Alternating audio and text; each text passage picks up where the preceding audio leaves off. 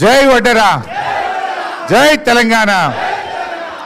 ఎక్కువ లంబాచోడా చెప్పను, సీనన్న అన్ని చెప్పిండు. మూడే ముచ్చట్లు చెప్పి బంద్ పెడతా. గౌరవనీయులు మిత్రులు సభాధ్యక్షులు పల్లా రాజేశ్వర రెడ్డి గారు, కార్యక్రమ ముఖ్య అతిథి మన పార్టీ వర్కింగ్ ప్రెసిడెంట్ గౌరవనీయులు కేటీఆర్ గారు, గౌరవ మాజీ మంత్రివర్యులు మన సనత్ నగర్ శాసనసభ్యులు సీనియర్ నాయకులు తలసాని శ్రీనివాస్ యాదవ్ గారు, తాతా మధు గారు, శాసన మండలి సభ్యులు సోదరిమణి రాజ్యలక్ష్మి గారు, మన జూబ్లీ హిల్స్ కార్పొరేటర్ తమ్ముడు వెంకటేష్ గారు, మరి సీనియర్ నాయకులు ఐలమల్లు గారు, బ్రహ్మం గారు, ఇంకా వజ్రేంద్రనాథ్ గారు, వేదిక మీద ఉన్న మా వడ్డెర సోదర సోదరీమణులు పెద్దలు, కార్యక్రమానికి వచ్చినటువంటి అక్కా చెల్లెళ్ళు అన్నదమ్ములు మీడియా మిత్రులు అందరికీ పేరు పేరున నమస్కారం. నిజానికి వెంకటేష్ కానీ రాజ్యలక్ష్మి కానీ ఐలమల్లు కానీ బ్రహ్మం గారు కానీ మీ అందరి మనసుల్లో ఏముందో వాళ్ళు చెప్పారు. మా అందరిలాగా మా జాతి పైకి రావాలి, మాకు మేలు జరగాలి అనేదే మీరందరూ కూడా చెప్పారు.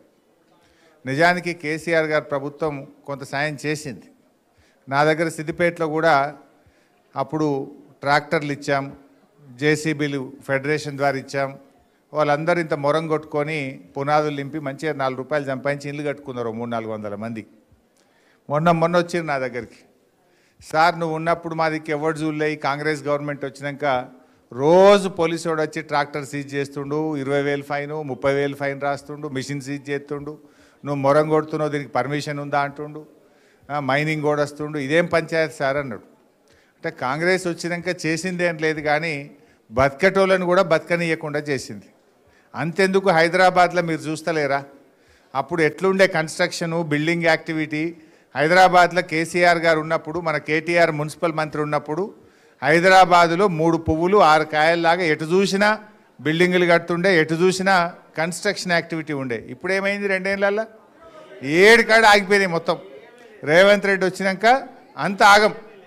ఇవాళ కాంగ్రెస్ వాళ్ళ కథ ఎట్లుందంటే ఇంట్లో ఈగల మోత, బయటకు పోతే పల్లకీల మోత. ఈ పంపకాల్లో తేడా వచ్చి మంత్రులు ముఖ్యమంత్రులు రోజు దనుకుంటురు. టీవీ పెడితే కొండా సురేఖ బిడ్డ ఎట్లా తిట్టింది చూసిరా, మొన్న జూపల్లి కృష్ణారావు ఎట్లా మాట్లాడింది చూసిరా.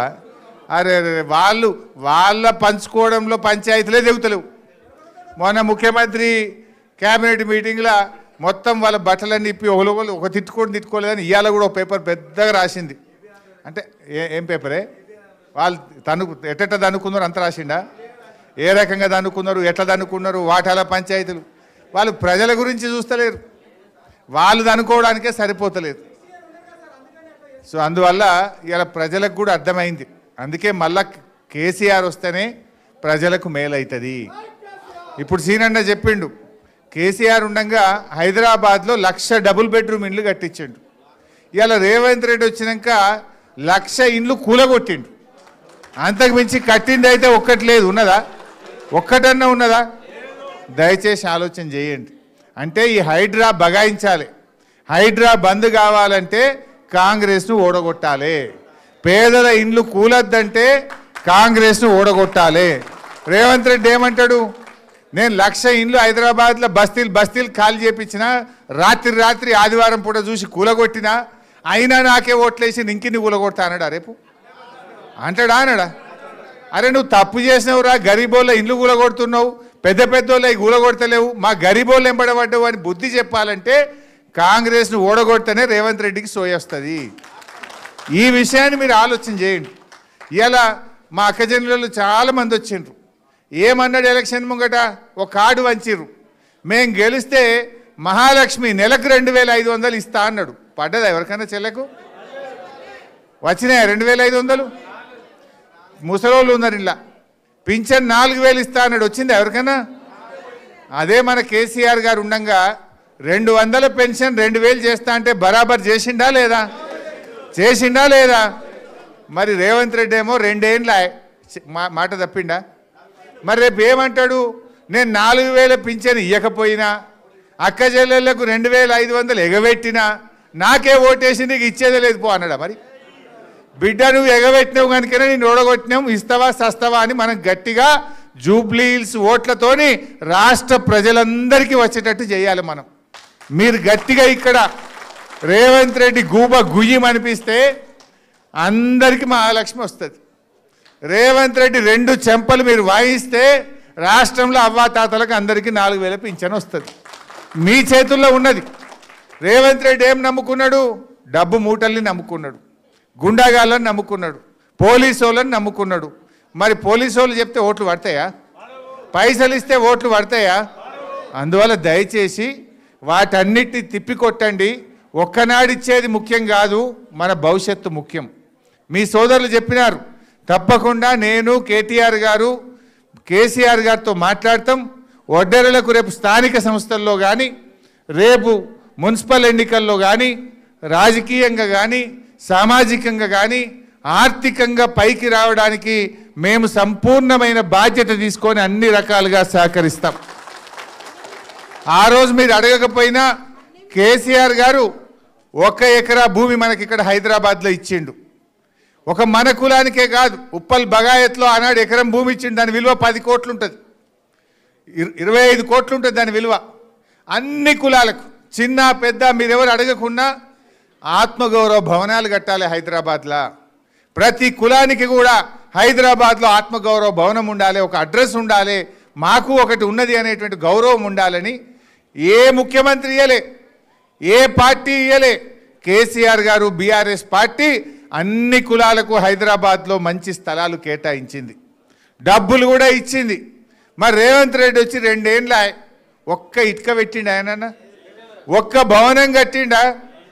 నేను మొన్న ఆయనకు పేరు పెట్టినా, కటింగ్ మాస్టర్. సీఎం అంటే ఈయన చీఫ్ మినిస్టర్ కాదు, కటింగ్ మాస్టర్ అని పేరు పెట్టినా. ఎందుకు ఈ మాట మీకు గుర్తు చేస్తున్నా అంటే, ఈయన ఎక్కడ ఒక కొత్త బిల్డింగ్ కట్టింది లేదు, ఓ కొత్త స్కీమ్ పెట్టింది లేదు.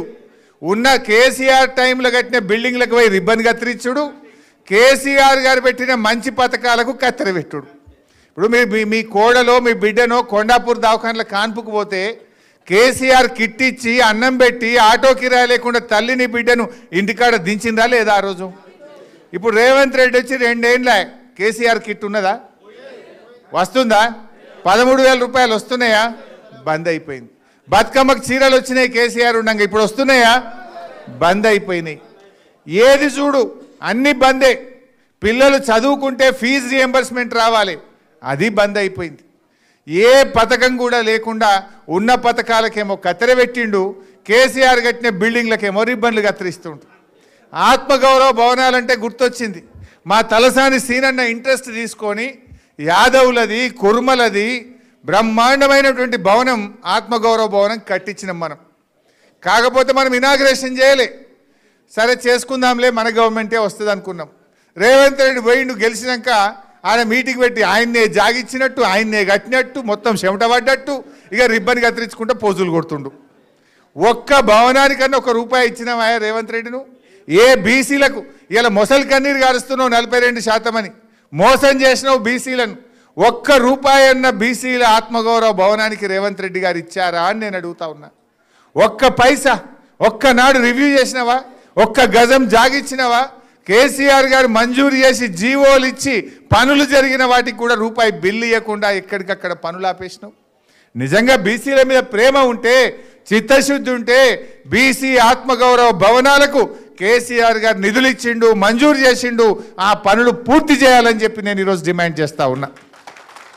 ఇంకా చాలా విషయాలు ఉన్నాయి కానీ నేను ఎక్కువ విషయాల్లోకి పోకుండా తప్పకుండా మీ ఒడ్డెరలకు కేటీఆర్ గారు, నేను, తలసాని సీనన్న మేమందరం బాధ్యత తీసుకొని రేపు రాజకీయంగా ఆర్థికంగా మీరు పైకొచ్చే విధంగా అన్ని రకాలుగా సహకరిస్తాం. మీరు కూడా చాలా మంచి జాతి, మొండి జాతి, మాట తప్పని జాతి, బండ జాతి, మొండి జాతి, మాట తప్పని జాతి. మీరు మీ ఓట్లు ఎట్లా వేస్తారు నాకు నమ్మకం ఉన్నది. కానీ 15 రోజులు మీ గల్లీలో మన మాగంటి సునీతమ్మ భర్తను కోల్పోయింది. 2 ఆడపిల్లలు, పెళ్లి కాని ఆడపిల్లలు ఉన్నారు, పెళ్లి కాని పిల్లలు ఉన్నారు, చిన్న పిల్లలు ఉన్నారు. ఆ అమ్మాయిని మేము రోడ్డు మీద వదిలేయచ్చినా? అనుకోకుండా గోపి గారు చనిపోయినారు. గోపి గారి కుటుంబాన్ని, జూబ్లీ హిల్స్ను కాపాడుకునే బాధ్యత మాకు ఉండదా? ఎవరైనా సడన్గా చచ్చిపోతే ఆ కుటుంబాన్ని విడిచిపెడతామా మనం? వాళ్ళు ఏం మాట్లాడుతున్నారు కాంగ్రెస్ వాళ్ళు? భర్త చనిపోతే భార్యకు దుఃఖం వస్తుంది, ఏడుస్తాం ఎవరమైనా.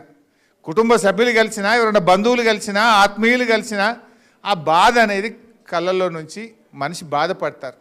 ఆ అమ్మాయి ఏడుస్తే కూడా ఆ కాంగ్రెస్ మంత్రులు ఏమయ్యా ఏడుస్తున్నావు, యాక్షన్ చేస్తున్నావు అని మాట్లాడొచ్చునా? మా తాత మాది మంచిగా చెప్పిండు, మీ ఇంట్లో ఎవరైనా చచ్చిపోతే ఏడవరావే, భర్త చచ్చిపోతే కూడా ఆడామని పట్టుకొని గట్లా మాట్లాడతారా అని కాంగ్రెస్ మంత్రులకు చెంపలు వాయించిండు మా తాత మధు. అంటే ఎంత మనుషులకు మానవత్వం లేదు. ఒక ఆడబిడ్డ భర్తని కోల్పోయి ఇద్దరు చిన్న పిల్లలు ఉన్నారు, పెళ్లి కాని ఆడపిల్లలు ఉంటే ఎంత బాధ ఉంటుంది. ఒక ఆడపిల్ల పెళ్లి చేయాలంటే భర్త లేని సంసారం ఎంత బాధ ఉంటుందో మనకు తెలియదా అమ్మ? భర్తను కోల్పోయిన వాళ్ళకి ఆ దుఃఖం తెలుస్తుంది. కానీ విలువలు లేకుండా ఈ కాంగ్రెస్ మంత్రులు ఆ అమ్మాయి పట్ల చాలా దారుణంగా మాట్లాడినారు. అందుకే నేను మా అక్క చెల్లెలు చాలామంది ఉన్నారు, ఆ రకంగా మాట్లాడిన వాళ్ళకు మీ ఓటుతో గుణపాఠం చెప్పాలి. ఆ సునీతమ్మకు మీరు అండగా ఉండండి. సునీతమ్మ మీ కష్టాల్లో ఉంటుంది, మీకు అన్ని పనులు చేసి పెడుతుంది. సునీతమ్మకు పూర్తి అండదండగా బీఆర్ఎస్ పార్టీ ఉంటుంది, మేమందరం కూడా ఉంటాం. అందువల్ల మీరు 2-3 రోజులు కష్టపడి మీ ఓట్లే కాదు ప్రతి ఒక్కరి ఓటు 11వ తారీఖు నాడు పోలింగ్ బూత్కు పోవాలి.